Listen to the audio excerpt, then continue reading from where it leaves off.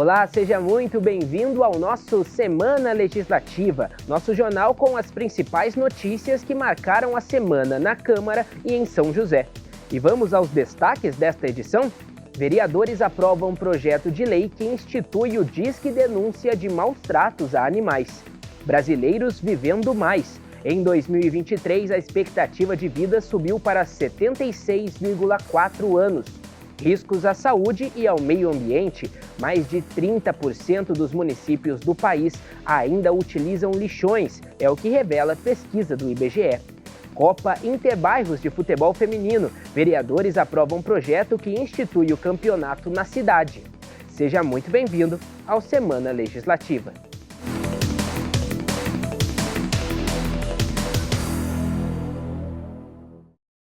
E nesta quinta-feira, os vereadores eleitos participaram da cerimônia de diplomação aqui na Câmara.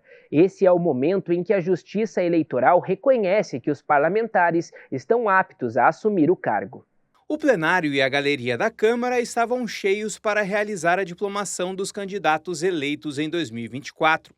O evento é realizado pela Justiça Eleitoral e acontece sempre após a conclusão das eleições, atestando a legitimidade dos vereadores e do prefeito e vice-prefeito de assumirem os próximos 4 anos de mandato. A diplomação, o ápice do processo eleitoral é a eleição, que transcorreu nos limites da absoluta normalidade em outubro. E a diplomação é o encerramento do processo eleitoral, é o que legitima os eleitos a tomarem posse em 1º de janeiro. A diplomação foi conduzida pela mesa diretora, presidida por José Loureiro Sobrinho, juiz eleitoral e presidente da Junta Apuradora da 127ª Zona Eleitoral de São José dos Campos, e contou com a presença de autoridades da Banda da Polícia Militar do Estado de São Paulo e de representantes e convidados dos partidos políticos que ocuparão uma cadeira a partir de 2025. O vereador Roberto do Eleven, atual presidente da Câmara, enalteceu a importância do Legislativo receber a cerimônia. Porque fica uma coisa bem democrática, dá a boa-vinda de todos os vereadores. Meu parabéns para todos eles. Esse ato, além de ser obrigatório pela Justiça Eleitoral, também traz a simbologia de valorização da democracia, fator ressaltado pela vereadora Amélia Naomi, candidata mais votada nas eleições. Isso aqui representa o que é a democracia, O mais votado, os partidos, o prefeito, a eleição. E eu espero, eu que fiz a Constituinte de São José, que a gente reforce sempre os espaços democráticos. Entre os novos vereadores de 2025, o jornalista Carlos Abranches ocupará a cadeira dentro da Câmara pela primeira vez. E destacou que o objetivo do mandato será sempre trabalhar em prol da população. O sentimento de responsabilidade é o primeiro passo, Em janeiro, a posse, e a gente segue adiante com a equipe, já pensando em fazer o melhor pela cidade, que foi o que nos trouxe durante a campanha, para a gente poder trazer a nossa proposta.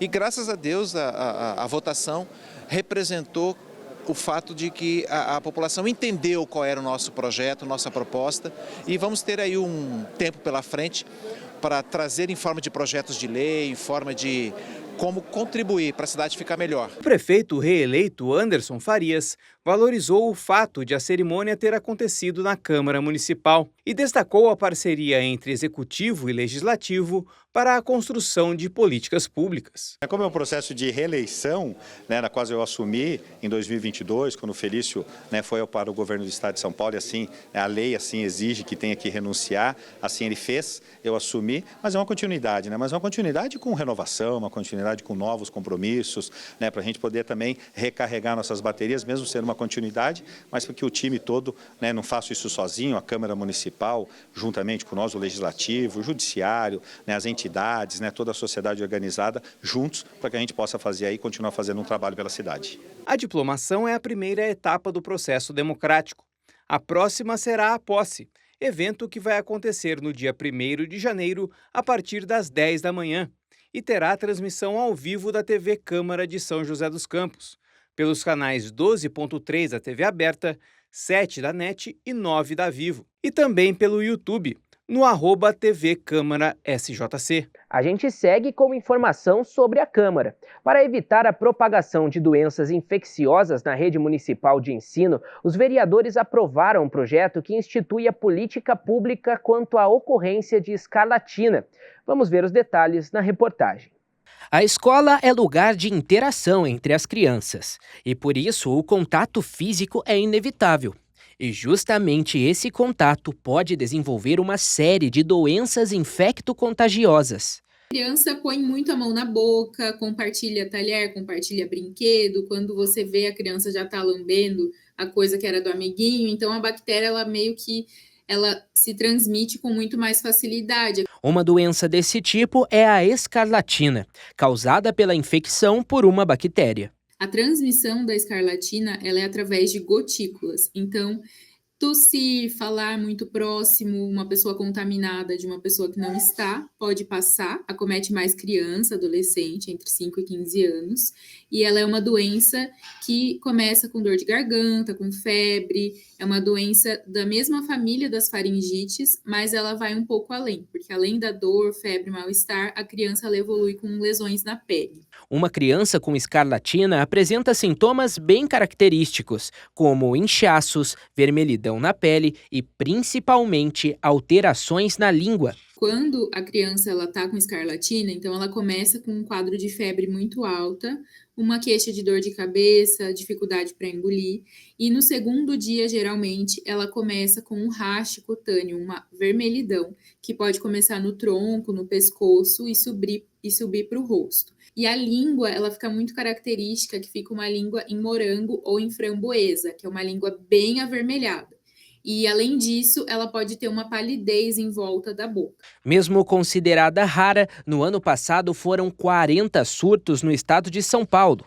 Para evitar esses surtos, um projeto de lei de autoria do vereador Dr. José Cláudio, em coautoria do vereador Fernando Petiti, foi aprovado na Câmara. A proposta busca instituir uma política pública específica de notificação e prevenção à escarlatina e doenças infecto-contagiosas nas creches e escolas do ensino fundamental e médio da cidade. Nós estamos tendo um aumento dos surtos de escarlatina pelo mundo e no Brasil, né? Então, sabendo desse aumento de surtos, nós tivemos a ideia de fazer um projeto para tentar prevenir e para diminuir a ocorrência disso aqui na nossa cidade, em São José dos Campos. A ideia também é conscientizar a população sobre os perigos da doença e as formas de prevenção.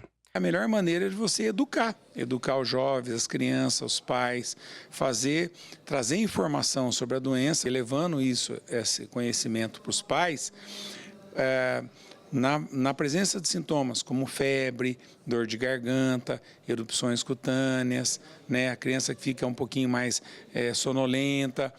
Tendo essa ocorrência de sintomas, procura o médico e não manda essa criança para a escola. E aí você diminui o contágio e a transmissão. O projeto aprovado é reconhecidamente uma maneira de buscar mais segurança à saúde das crianças nas escolas. A gente tem um projeto que tenta cuidar no primeiro momento, ele acaba eliminando uma possível cascata de acontecimentos ruins, que envolve as famílias, os pais, os tios, os amiguinhos e os professores, os funcionários ali daquela creche, daquela escola. Quanto antes a gente consegue combater a infecção, melhor para todo mundo, tanto em termos de qualidade de vida, quanto em termos financeiros. E um outro projeto aprovado pelos vereadores institui o Disque Denúncia de Maus Tratos e Abandono de Animais.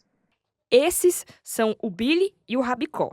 Hoje, eles só recebem carinho, mas nem sempre foi assim. Ambos foram resgatados após sofrerem situações de maus tratos. O Rabico, quando nós resgatamos, ele era só carrapato. Então, assim, ele não tinha pelo. A pele dele era sangue, pus. Ele estava largado, ele não levantava mais, ele veio no colo, né? E não tinha mais sangue no corpo. Quando chegou na clínica, ele teve que fazer transfusão de sangue. O Billy, ele foi atacado por pitbull, perdeu os olhinhos, né? E como ele não tem os 2 olhinhos, ele tem um pouco de dificuldade, né? em andar, em estar se alimentando. Então, a gente tem que estar auxiliando ele. Uma realidade que, infelizmente, acontece com frequência. Pesquisa do Instituto PET Brasil revelou que, em 2023, o país tinha mais de 184 mil animais abandonados ou resgatados por maus tratos sob a tutela de ONGs e grupos de proteção animal. A tutora do Billy e do Rabicó é presidente de uma ONG de São José dos Campos. Desde 2020, ela já realizou diversos resgates e conta que enfrenta dificuldades quando o assunto é a denúncia. Tem que ter, sim, um canal mais rápido, mais direto para isso, né? Porque a denúncia de maus tratos, às vezes, ela é mais profunda do que isso, né? Ela vem também com violência doméstica. Teve casos, né, de maus tratos que nós fomos atrás, que tinha violência doméstica. Então, é muito importante. É uma porta de entrada para outras coisas, né? Para facilitar que as denúncias cheguem aos órgãos responsáveis, a Câmara aprovou um projeto de lei de autoria do vereador Fernando Petit, que institui o serviço Disque Denúncia de Maus Tratos e Abandonos de Animais na cidade. O objetivo do projeto é criar um canal exclusivo para que a população possa comunicar atos de crueldade, abandono e violência contra animais. De acordo com a matéria, as denúncias recebidas serão cadastradas, analisadas e investigadas para que as providências cabíveis sejam tomadas. O projeto também assegura ligação gratuita e sigilo total de quem denunciar. A justificativa do projeto ressalta que é essencial que a sociedade se mobilize para evitar esses crimes e que, se não for possível impedir, é fundamental que haja um canal para a realização de denúncia.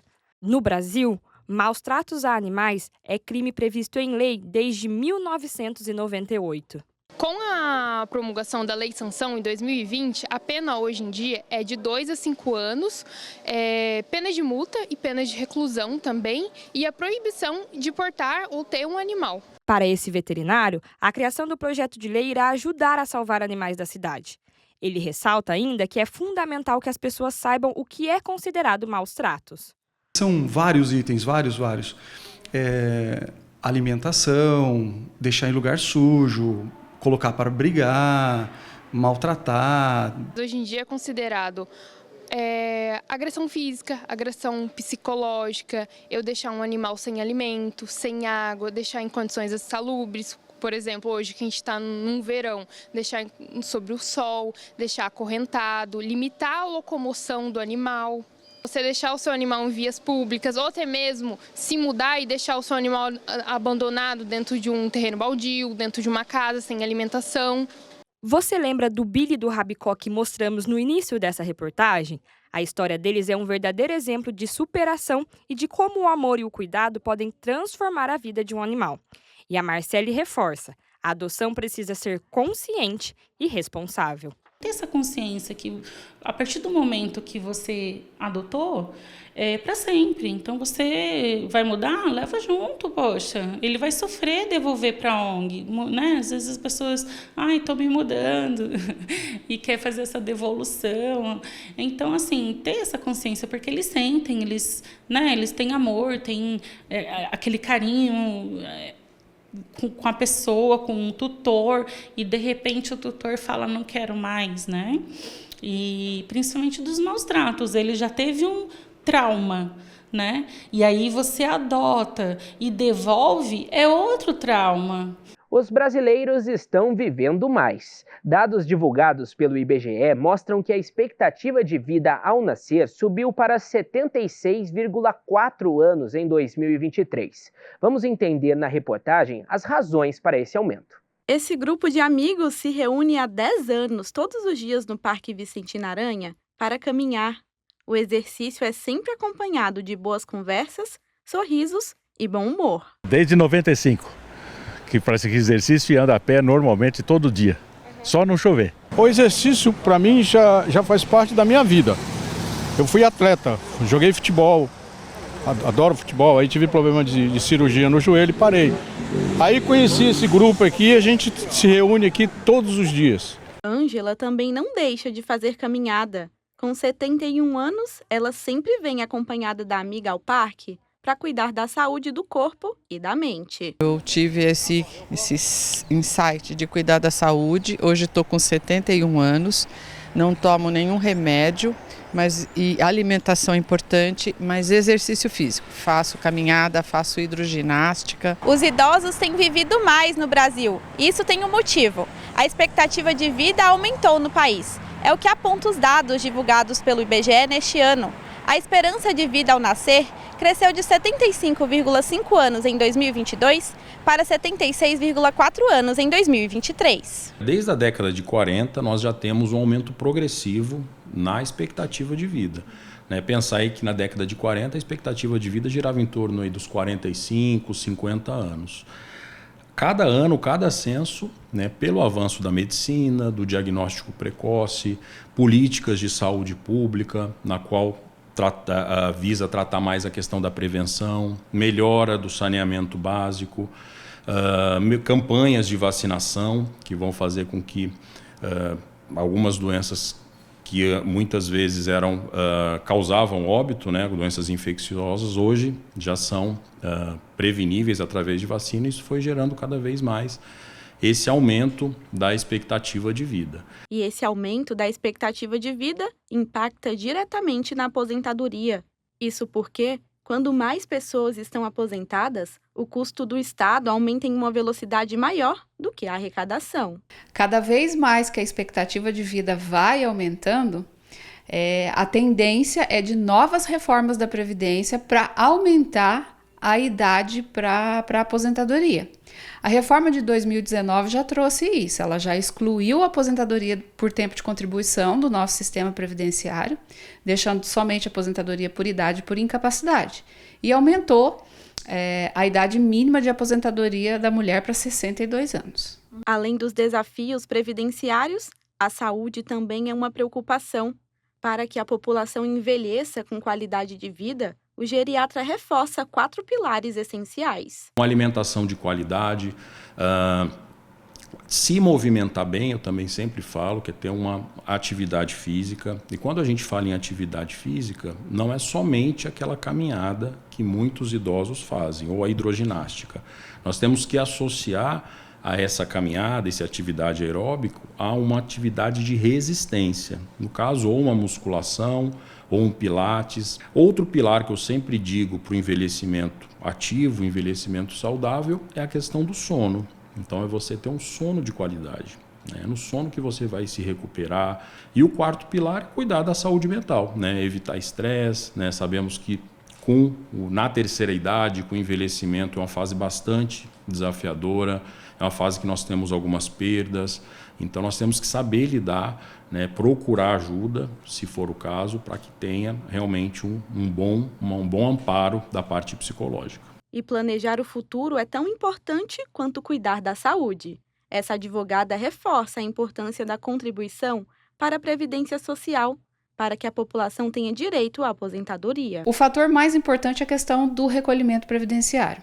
Hoje, com o aumento das pequenas empresas, das microempresas, as pessoas muitas vezes não recolhem o INSS. E aí depois chegam na idade de se aposentar e não têm o período mínimo, a carência, para se aposentar, que é de 15 anos. Então, assim, importantíssimo você pensar na previdência para a sua qualidade de vida no futuro, para você conseguir se aposentar e não depender de um benefício assistencial do governo, que tem regras muito difíceis para se conseguir. E o segredo para envelhecer bem, eles sabem e aplicam diariamente na rotina.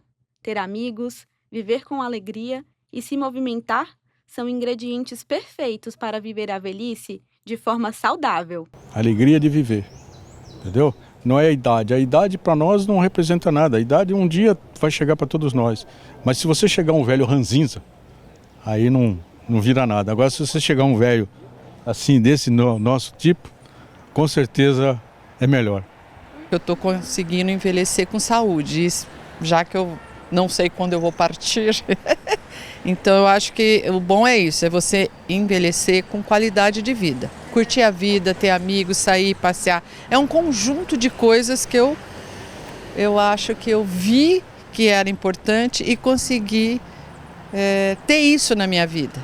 E no próximo bloco, um projeto aprovado aqui na Câmara inclui no calendário de festas e comemorações do município o Dia Internacional do Nikkei, que são os descendentes de japoneses nascidos fora do Japão.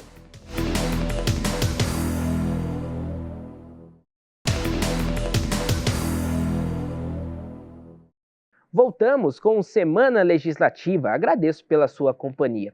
E olha só, na terça-feira, os vereadores se reuniram em plenário para a última sessão de Câmara desta legislatura.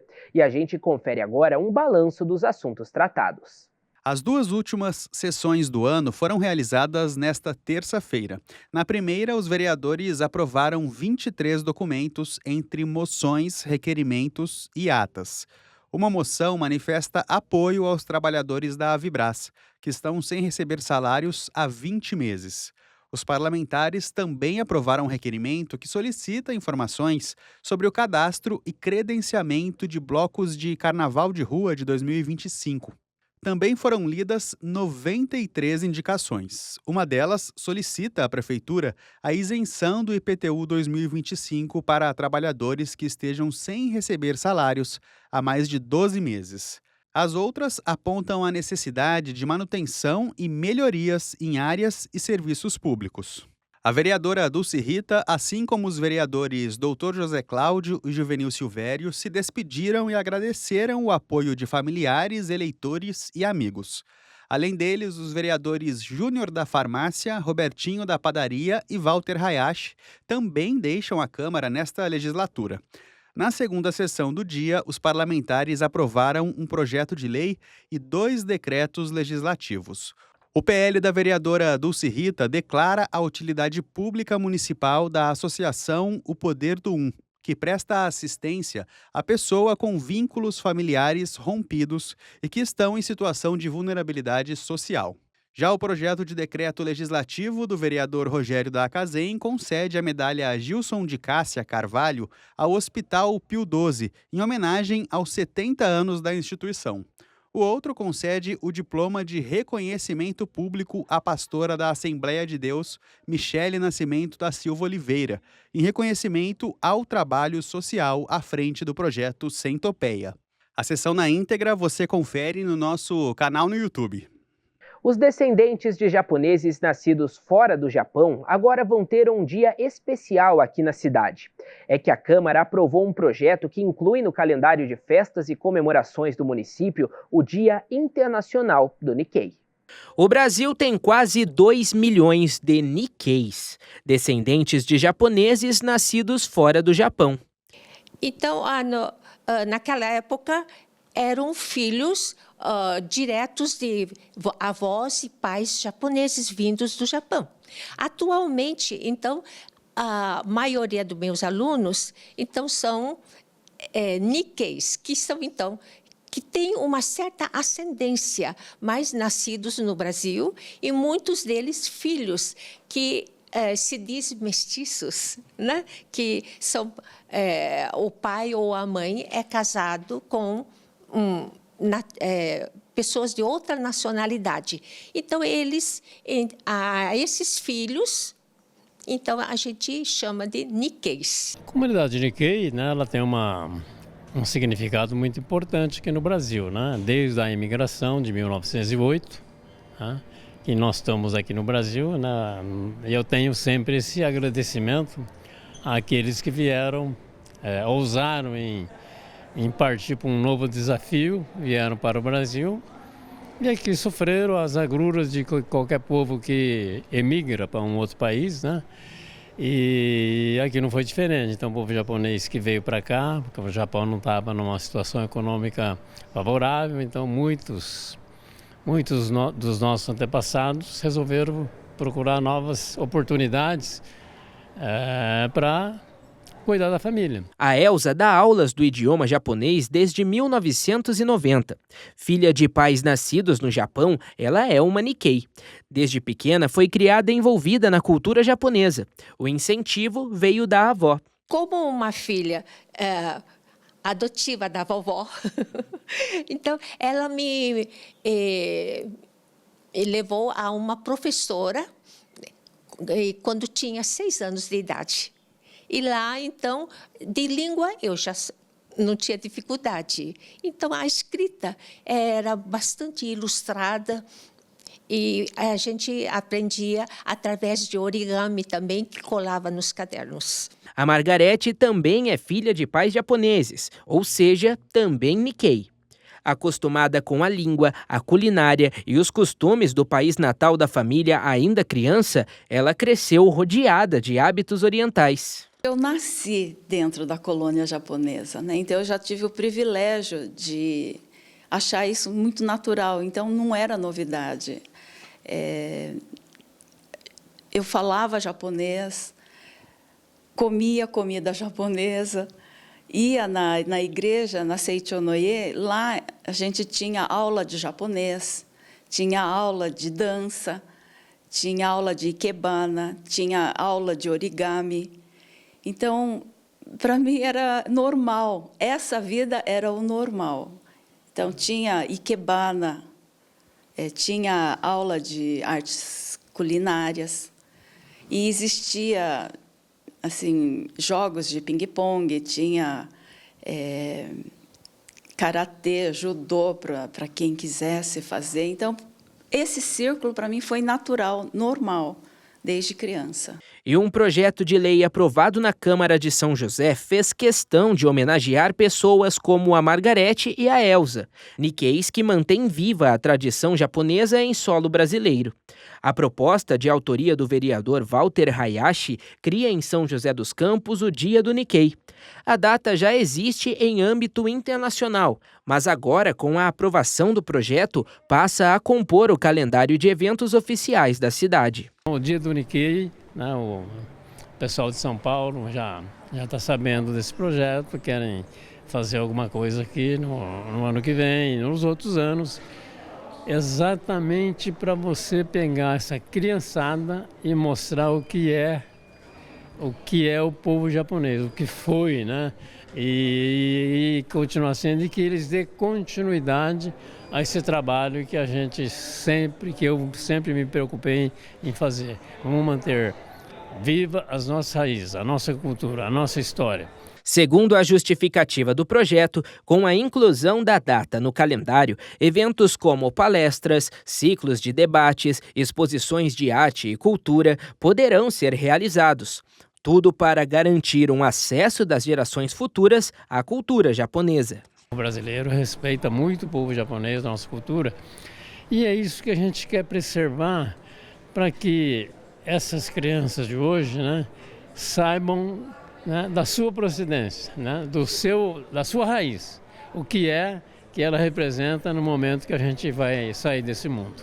E quem faz parte da comunidade japonesa aprovou a ideia. É uma oportunidade de manter a tradição de uma cultura tão importante e presente na nossa cidade. Esses eventos são fundamentais para manter a tradição, a cultura e até para ensinar para outras pessoas e as pessoas que gostam da tradição para ter a oportunidade para ter esse contato.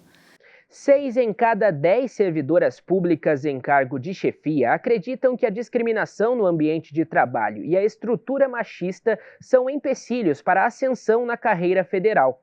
Os dados fazem parte da pesquisa Mulheres em Cargos de Liderança no Executivo Federal.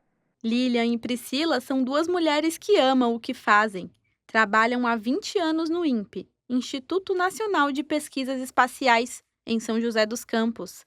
Ambas atuam em cargo de chefia no serviço público. Eu sou coordenadora de planejamento do INPE. Nessa área nós trabalhamos com o orçamento do INPE, né, com a nossa proposta orçamentária, fazemos o controle das despesas orçamentárias do INPE e também dos resultados do INPE. Acompanhamos os resultados, coletamos informações para o nosso Ministério da Ciência e Tecnologia e também para a sociedade. Foi criada uma área de extensão e capacitação, uma coordenação de ensino, pesquisa e extensão na instituição que não existia. Então, a pessoa que foi convidada a ser chefe naquela época foi uma mulher. E ela me chamou para fazer parte da equipe. Mas, para elas chegarem onde estão, não foi um caminho fácil.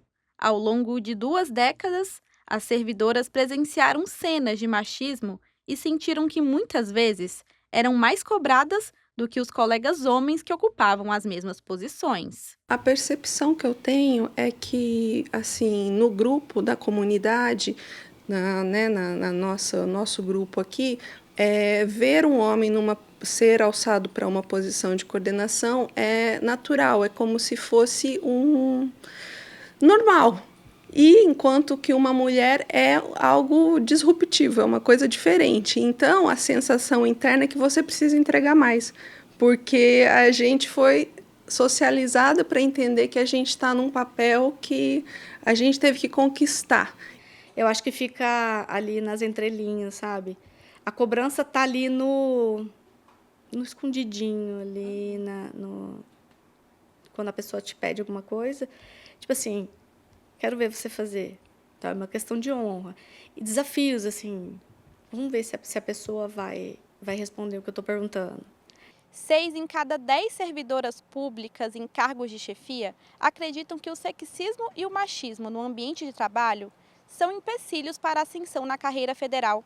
Os dados são de uma pesquisa encomendada pelo movimento Pessoas à Frente, que entrevistou 70 servidoras. A mulher, por mais capacitada que seja, sempre ela tem que mostrar que ela tem competência, que ela está ali pelo conhecimento dela, não pela beleza, pelo corpo ou por ser mulher. Claro que ser mulher não nos incapacita, muito pelo contrário, nós temos a mesma capacidade tecnológica, inteligências e competências como os homens. O estudo também analisou a percepção das mulheres sobre possíveis estratégias para a igualdade de gênero no setor público.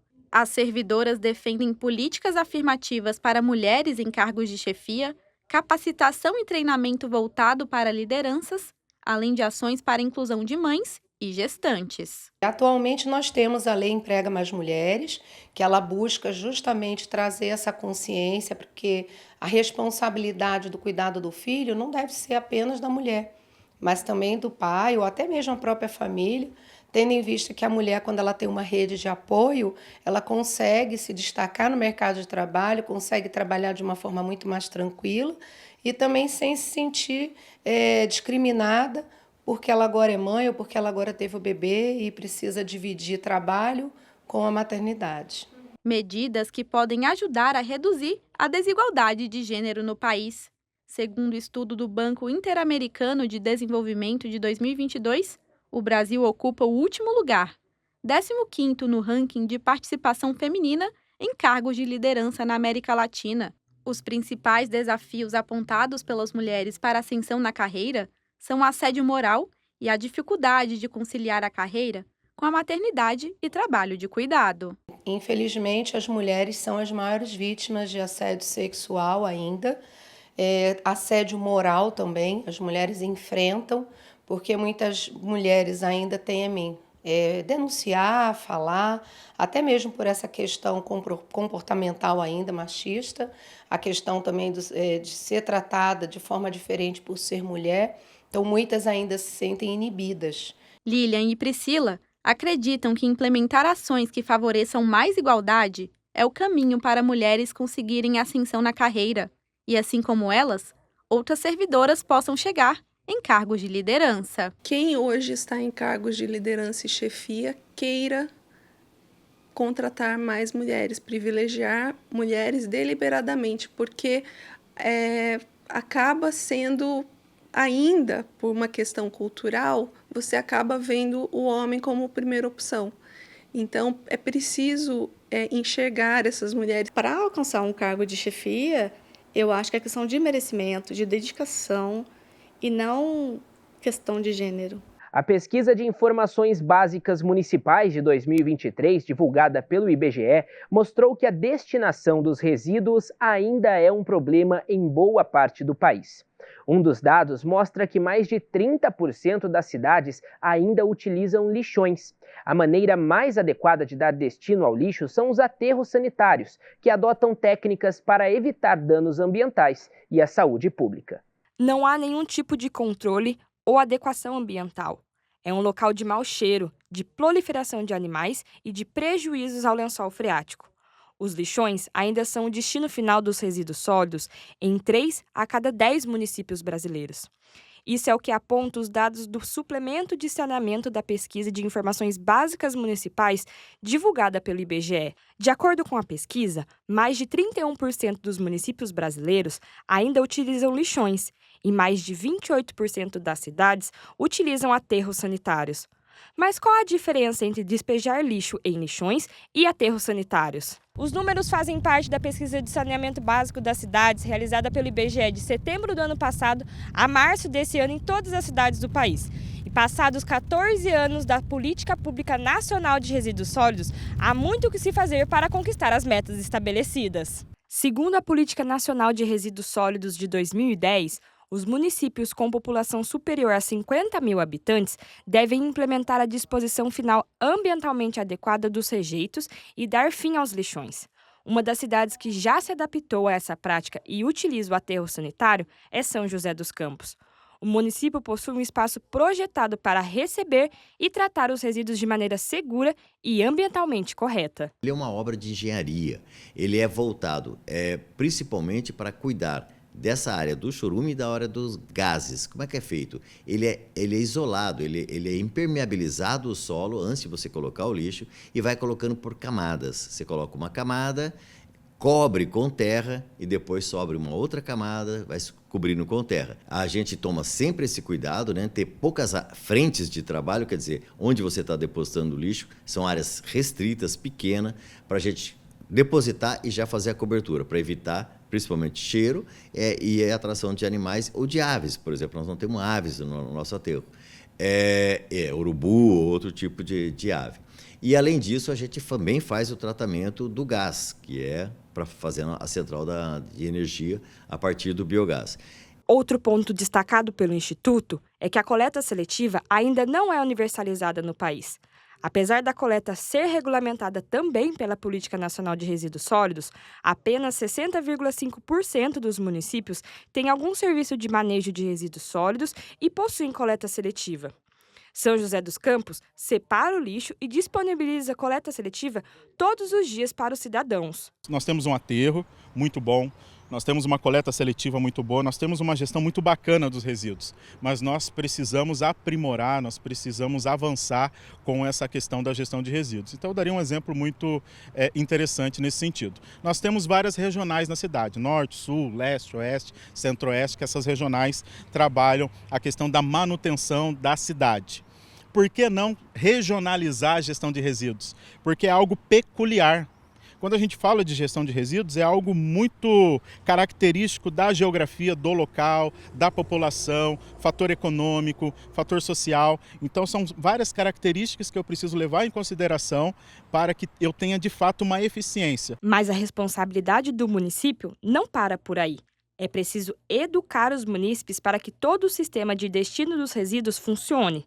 As informações referentes à coleta seletiva e reciclagem devem ser repassadas à população sempre. Essa educação ambiental, nós fazemos campanhas em condomínios, condomínios verticais, nós fizemos mais de 1.200 prédios, nós visitamos para exatamente passar um pouco de educação ambiental, qual o melhor jeito de separar o lixo, como garantir que o lixo vai chegar corretamente no centro de triagem, o que deve ser colocado no lixo comum e o que deve ser colocado no lixo reciclável.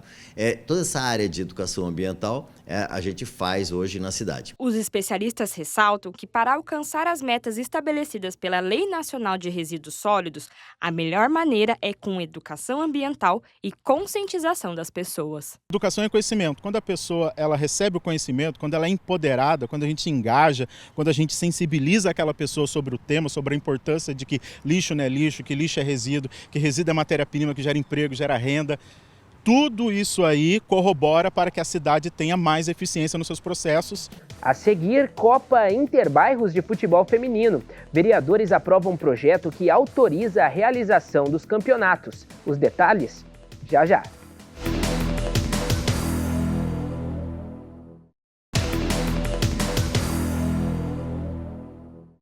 Estamos de volta e olha só, praticantes de futebol feminino agora vão poder participar de um campeonato regional aqui na cidade.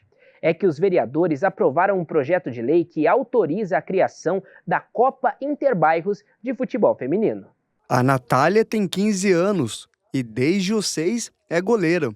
O futebol foi uma paixão que surgiu por influência do primo. Eu jogo desde os 7 anos, surgiu o interesse assistindo jogos e vendo pessoas da minha família jogar. Meu primo é goleiro, ele joga lá nos Estados Unidos e foi isso. Daí eu entrei no São José, daí gostei muito, daí eu pretendo ir para frente. A Camila é atacante, começou a jogar bola em uma escolinha e desde 2021 está na categoria de base do time feminino do São José. Conhece bem a importância de incentivar jovens meninas no esporte e, por isso, defende projetos na área. Futebol de bairro mostra, às vezes, talentos escondidos, né? Pessoas que não têm oportunidade e aí começa jogando no bairro, outras pessoas vão vendo. E isso é muito importante, né? Para ajudar a fortalecer ainda mais as categorias de base da cidade, a Câmara aprovou um projeto de lei de autoria da vereadora Juliana Fraga, que cria a Copa Interbairros de Futebol Feminino Joseense. A iniciativa busca valorizar e estimular a prática da modalidade. Fiquei muito feliz em saber que agora vai ter essas Copas aí. E as meninas que podem jogar pelo bairro, né? Os bairros passam a ser assim os clubes, né? E representam a comunidade onde a menina treina, às vezes o pai que leva, às vezes tem a equipe masculina já. E com isso a gente ganha muito, né? Ganha em competição, em rodagem para as meninas. E obviamente a gente vai acompanhar, né? Não todos os jogos, mas pelo menos um jogo de cada equipe. Vou levar minha comissão para que a gente consiga, né, prospectar e valorizar muito o nosso trabalho. E mais uma questão que fomenta o futebol feminino, para a gente é importantíssimo. De acordo com o documento, a Copa será organizada anualmente pela Secretaria de Esportes e Qualidade de Vida, com categorias que vão do sub-11 até o sub-20. Uma oportunidade de ampliar as políticas públicas para quem sonha em praticar o esporte. Ter política pública voltada para o esporte é fundamental para a continuidade do nosso projeto, né? Hoje é um projeto de lei. Então, quanto mais meninas estiverem praticando futebol, seja de qual for o nível técnico, né, ou idade, obviamente a gente cresce aqui também, né? Abastece a base da pirâmide, que é a entrada da menina no programa, e com mais meninas praticando, obviamente lá na frente a gente tem meninas com mais condição técnica, tática. Mas o projeto vai além da competição. Uma das principais diretrizes é encaminhar as atletas de destaque para testes em times profissionais. Mais um caminho para as atletas buscarem carreira dentro do futebol feminino. Cada vez o futebol feminino fica mais competitivo, cada vez ele fica mais caro também, né? Hoje você trazer uma atleta de alto nível para uma equipe adulta é um investimento bem alto, e se a gente tem condição de ter na base, né, e formar essa atleta, uma jovem atleta formada aqui, já com as raízes aqui, que identifique o clube, o programa, é muito melhor, né? Muito mais fácil para a gente, que é o nosso objetivo, formar atletas para a gente e para o mercado também, né? Para a seleção, para os mercados maiores. E assim como a Natália e a Camila, que outras atletas possam, a partir do projeto, sonharem em um dia serem jogadoras de futebol. Penso muito nisso e por isso que eu venho treinando bastante para a gente conseguir atingir isso. Com certeza, é um objetivo, com certeza, e trabalhar todos os dias para isso. E a estação mais quente do ano é um convite a um banho de piscina e de praia, né? Mas ninguém quer problemas de pele, por isso alguns cuidados são indispensáveis. O verão chegou e trouxe desafios para a saúde da pele. Leonardo tem 22 anos e conhece bem a dificuldade de lidar com a acne durante essa época do ano. Quando está mais quente assim, a pele fica mais oleosa, né? Então eu sinto essa dificuldade também para controlar a oleosidade. Por mais que a gente tenha produtos específicos, né, para a pele oleosa, eu uso esses tipos. Só que mesmo assim, pelo menos a minha pele, né, eu estou falando do que acontece comigo, não ajuda tanto quanto deveria, né? Essa dermatologista explica que o verão potencializa problemas de pele. O calor, a umidade e a exposição solar são os principais vilões, criando um ambiente propício para o desenvolvimento de doenças dermatológicas. E principalmente doenças que estão relacionadas a agentes bacterianos, fúngicos, que é mais comum por conta de deixar esse ambiente mais úmido. Então a gente vê mais as micoses superficiais, a gente vê as micoses de unha, foliculites, que são também mais frequentes, e algumas doenças de pele que acabam levando mais uma cosmética, a parte de melasma, acne, que acaba atrapalhando muito a qualidade de vida e autoestima dos pacientes. Entre as doenças mais comuns estão as micoses, que aparecem em regiões de dobras do corpo, o bicho geográfico, a acne solar e a foliculite. Cada condição tem características específicas e requer cuidados adequados. Além dos aspectos físicos, as doenças de pele podem afetar a autoestima, especialmente no verão, época de praia, piscina e um momento em que ocorre mais socialização entre as pessoas. Então, piscina, a praia, ficar muito tempo com um ambiente mais úmido, mais tempo com roupa molhada, não secar bem os pés e áreas principalmente de dobra. Isso vai favorecendo mais a proliferação de agentes microbianos, agentes fúngicos e que proliferam aí e vão gerando as micoses. Então, é muito comum nesses ambientes de piscina coletiva e tudo mais, também ter uma contaminação também por conta da aglomeração das pessoas. Por isso, para evitar doenças de pele no verão, alguns cuidados podem ajudar, como usar protetor solar, evitar exposição ao sol nos horários mais críticos, manter a pele limpa e seca e estar atento a qualquer alteração na pele que precise de avaliação médica. O fungo gosta de um ambiente fechado, molhado, úmido, para ele que ele é um meio propício para ele proliferar. Então, a gente deixar sempre um ambiente seco, dar preferência a sempre tirar a roupa molhada, não ficar com roupa molhada por muito tempo, fazer uma inspeção antes, completa, com o dermatologista, fazer que é o famoso atestado, para poder você ter uma liberação para utilizar a piscina, para você não trazer risco para o colega, para a pessoa que está no seu lado. E, principalmente, a gente tem estratégias, às vezes, utilizar um talco, fazer algumas estratégias para deixar um ambiente seco e evitar que aquele ambiente molhado, úmido, seja propício para a proliferação de fungo. E com todos os cuidados, hoje o Leonardo consegue cuidar melhor da pele. Afinal, mais do que uma questão estética, envolve também saúde e bem-estar. Minha pele era cheia de espinhas, depois que eu fiz o tratamento começou a melhorar, aí é outra coisa, né? Você até evita, quando você está com espinha, tirar foto, você evita se expor assim também, né? Infelizmente isso acontece e fica meio prejudicado também, assim, mentalmente, né? Então, depois que você trata e vê o resultado, a pele melhorando, aí sim é outra coisa, outra vida, é outra autoestima, aí você tira mais foto, é outra coisa mesmo. O resultado de noites mal dormidas aparecem no corpo quase que de maneira imediata. Cansaço, dificuldade de concentração e agora pesquisadores também descobriram que o sono irregular aumenta o risco de derrame e ataque cardíaco. A hora de dormir não é fácil para a Eurides. Desde a adolescência, ela sofre com vários problemas de sono. Eu já tenho uma rotina de dormir tarde e por conta de estudar de manhã, então eu dormi aí na adolescência umas 4, 6 horas por noite.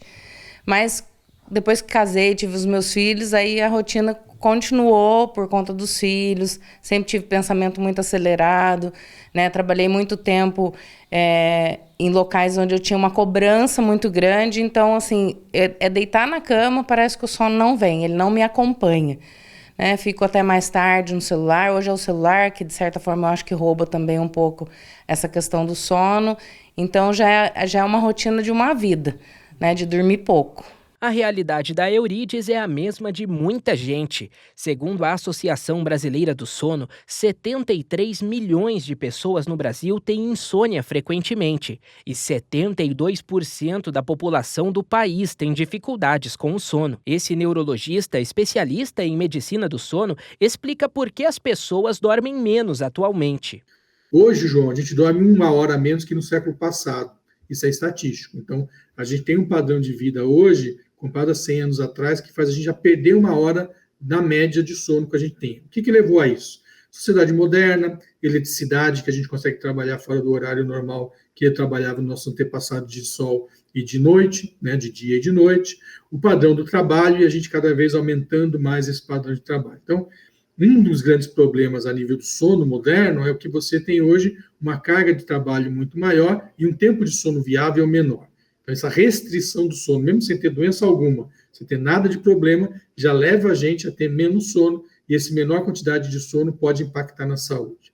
Um estudo realizado por um jornal britânico avaliou os impactos que um sono irregular causa à saúde. Foram entrevistadas cerca de 72 mil pessoas, com idades entre 40 e 79 anos, que não tinham problemas cardiovasculares graves. O resultado apontou que indivíduos que não costumam ter um sono correto têm maior chance de desenvolver doenças cardíacas e AVC. E o corpo dá sinais de que as horas dormidas estão insuficientes. Tem alteração cognitiva, lê-se memória, lê-se humor. Tá? Você tem menos capacidade de fazer a alteração ou suas atividades mentais e por menos tempo. Você entra em quadro de sonolência ou de fadiga muito mais precocemente. Além disso, você fica mais indisposto a nível gastrointestinal, você pode ter queixas a nível de empachamento, alteração do tráfego intestinal, você pode ter alteração de imunológico, mas ter mais infecções frequentes, alterações de alergias mais frequentes. O neurologista também explica que a quantidade certa de sono varia de pessoa para pessoa, mas os efeitos para quem não dorme bem são parecidos. Para tentar amenizar as situações de transtorno no sono, alguns hábitos podem ser adotados. A primeira coisa é se expor à luminosidade durante o dia, para você ficar acordadão e alerta. E à noite, evitar a exposição de luminosidade, porque a exposição dos devices com luz de onda curta, seja verde, seja azul, inibe a melatonina e faz você dormir com mais dificuldade. Segunda coisa importante é você ter hábitos de higiene gerais bons, como, por exemplo, atividade física. Fazer atividade física regular melhora o sono. Obviamente que não em cima da hora do sono, porque isso pode potencializar um atraso do sono. Então, fazer atividade regular durante o dia também vai melhorar seu sono. Evitar o consumo de cafeína depois das 5 da tarde. Cafeína, lê-se café, como se conhece, mas também as refrigerantes de cola, os chás que tem chá preto, e evitar os cochilos diurnos. Eu brinco com os idosos que eu tenho, 5, 6 moedinhas de hora de sono por 24 horas. Se eu gastei 2 no cochilo, vai sobrar só 3 para a noite. Os hábitos são indicados, procurar ajuda também, mas nada de se medicar sem a prescrição de um médico. Esses remédios que a gente tem hoje, eles funcionam para dormir, tá certo, mas eles inibem o sistema nervoso de uma maneira geral. Então, o impacto de memória durante a vigília, depois que você acorda, continua. Risco de evoluir com doenças de memória podem acontecer com esses medicamentos. Então, a primeira dica é não se mediquem por conta própria. Isso é fundamental. Se eu tiver uma dificuldade de iniciar o sono, manter o despertar precoce, com repercussão no dia seguinte, você tem insônia. Se essa insônia durar mais que 2, 3 semanas, procura ajuda, porque começa a cronificar. A Eurides não toma nenhum medicamento por conta própria. E depois da nossa reportagem, já tomou a decisão. Vai procurar um neurologista para voltar a ter qualidade no sono. Eu tenho tido uma dor de cabeça recorrente, uma pressão muito grande na cabeça. Eu sinto que às vezes pode ser por conta dessa ausência, né, de uma quantidade mínima de sono. Eu vou procurar uma ajuda médica por conta disso, de medo de ser algo nesse sentido, né? Dessa dor de cabeça pode me levar até algo mais grave. O Semana Legislativa de hoje fica por aqui. Muito obrigado pela sua companhia. Ótimo fim de semana para você. Tchau, tchau.